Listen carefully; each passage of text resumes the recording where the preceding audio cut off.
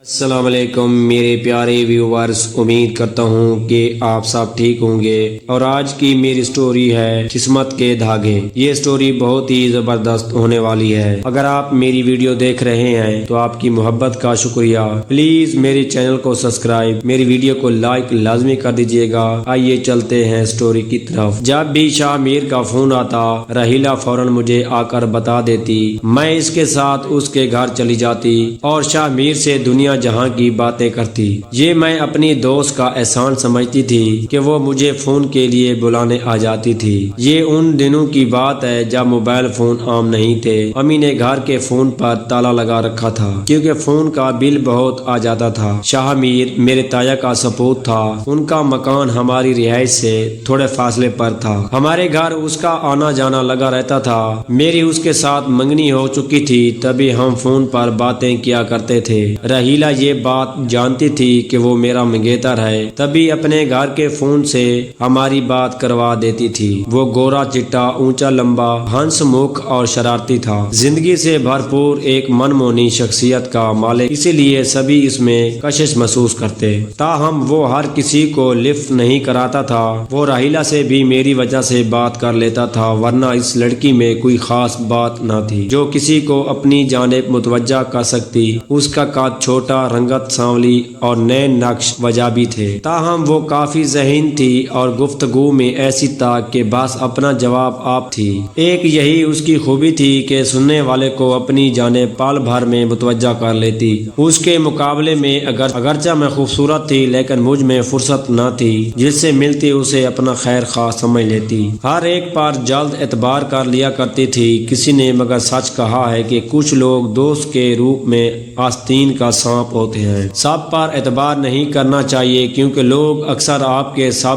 اعتبار کی خوشیوں سے خوش نہیں ہوتے۔ جب بھی شاہ میر گھر آتا، یوں رحیلہ کو بھی اس کے گھر سے بلا لیتی۔ پھر ہم تینوں باتیں کرتے۔ میں جب اپنے منگیتر سے باتیں کرتی تو عجیب سا احساس گھیر لیتا۔ دعا کرتی کہ رحیلہ آ جائے۔ وہ آ جاتی تو شاہ میر کے ساتھ گپ شپ لگانے میں آسانی محسوس ہونے لگتی، جیسے رحیلہ کے آنے سے میری شخصیت کی کمی دور ہو گئی ہو۔ وہ آتے ہی ایسی باتیں شروع کر دیتی کہ شاہ میر کا جی لگ جاتا اور میں بھی اس کی دلچسپ گفتگو سے محفوظ ہوتی۔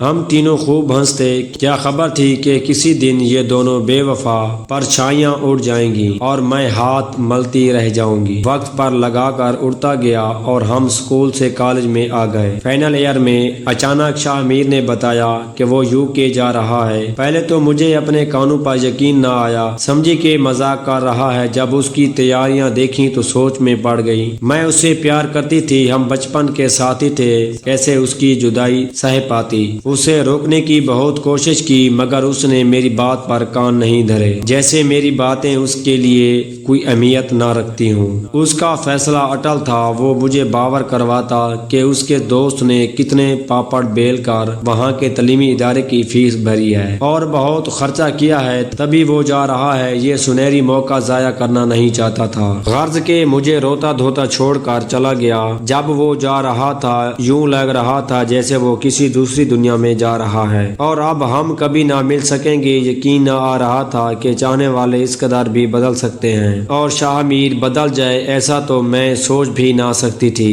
اس نے تو جلد لوٹ کر آنے کا بھی وعدہ نہ کیا تھا۔ اس سے گئے 6 ماہ بیت گئے۔ یہ 6 ماہ میرے لیے تو 6 سال ایسے تھے۔ اس کی طرف سے نہ خط آیا اور نہ فون۔ میں روز رحیلہ کے پاس جاتی، اس سے پوچھتی کہ کیا شاہ میر کا فون آیا تھا۔ اس کا جواب نفی میں ہوتا۔ اس کی جدائی میں جیسے جوگن بن گئی۔ کھانا پینا اور نہ پڑھنا لکھنا ہفتہ گزر جاتا۔ کپڑے بدلتی اور نہ کنگھا کرتی۔ نہانا تو کجا، منہ تک دھونا یاد نہ رہتا۔ مایوسی سے نڈھال رہنے لگی۔ کالج جانا چھوڑ دیا۔ رحیلہ اس دوران میرا بڑا خیال رکھتی۔ پیپر نزدیک تھے، اس نے مجھے سنبھالا، اچھی اچھی باتیں کرتی، ہنساتی، دل بہلاتی۔ تو میں سوچتی کہ دیکھو دنیا میں ایسے اچھے دوست بھی ہوتے ہیں، اگر یہ نہ ہوتی تو شاید میں مر ہی جاتی۔ وہ مجھے دلاسا دیتی کہ وہ آ جائے گا، بیرون ملک ہی تو گیا ہے، وہاں کی 100 مجبوریاں ہوتی ہیں، یہ کوئی پاکستان تھوڑی ہے، تم اس کی فکر مت کرو، اپنی صحت کا خیال رکھو۔ مجھے روتا دیکھ کر کبھی تو خود بھی رونے بیٹھ جاتی۔ اس کی یہی ہمدردی اور خلوص مجھے حوصلہ عطا کرتا تھا۔ شاہ میر کو گئے سال ہو گیا، میرے پیپرز اچھے نہ ہوئے اور اور میں فیل ہو گئی۔ تبھی کالج کو خیر بات کہہ دیا۔